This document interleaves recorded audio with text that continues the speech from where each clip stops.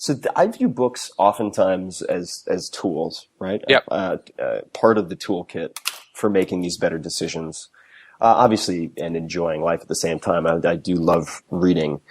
Are there any other tools that you use or rituals that you have had consistently and found useful? So I'm curious, maybe we can start with the second part of that. What is the first 60 to 120 minutes of your day look like? When do you wake up? What is your morning routine look like? And then maybe we can talk about your daily routine if there is one.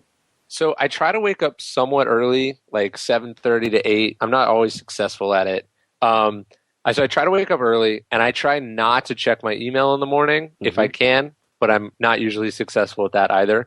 But I try to sit down and I write for like the first hour to 2 hours in the morning. I find that there's less going on. There's less people bothering you. There's a great writer. He has a site called Farnham Street. His name's Shane Parrish. What is the name of the site?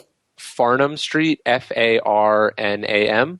Okay. And he wrote an article recently where he's like, look, the number one productivity secret is just wake up early. Yep. Because there's less going on. You're more productive at the beginning of the day. So I try to get my writing done in the morning, like whatever I'm working on. I try to like bust out an article. If I'm working on a book, I try to tackle a chapter. I try to write in the morning for an hour or two.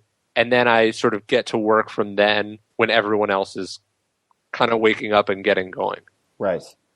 Okay. And then what does your day look like from that point forward? Yeah, I usually go out to breakfast. I try to eat at the same restaurant every day rather than deciding what I want to have for breakfast. What do you eat? Usually 3 eggs and 2 sides of bacon, so I get a ton of protein. And then I'll have like guacamole or something with it if I want to liven it up a little. Get some non-animal matter. Yeah, exactly. Although I got chickens at my house, so I don't always go out anymore. Sometimes I have fresh eggs at the house. And you're in Austin.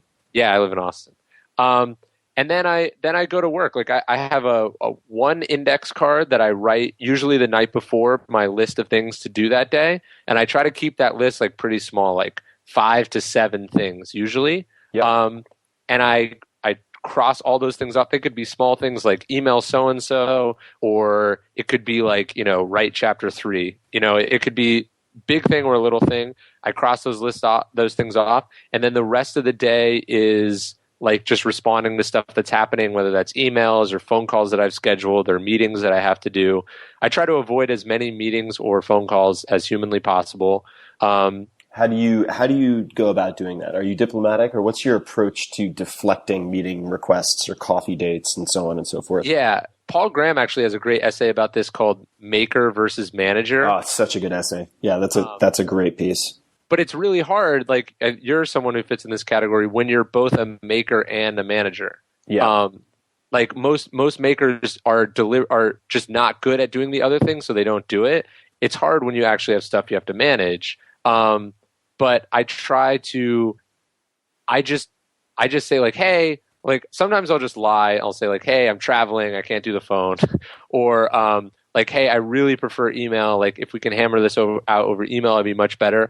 And I know that sometimes email takes longer than doing a phone call because you have to go back and forth. Yep. But the point is it doesn't interrupt what you're doing, and it does it like on my schedule. That's what I just try to be upfront about it. I just say like, hey, like, look, I really hate email, or I really hate, jumping on the phone. Can we just do this over email? And most people are understanding. And the people that aren't, I either don't care or I understand that they're more important than me and they get to dictate the terms,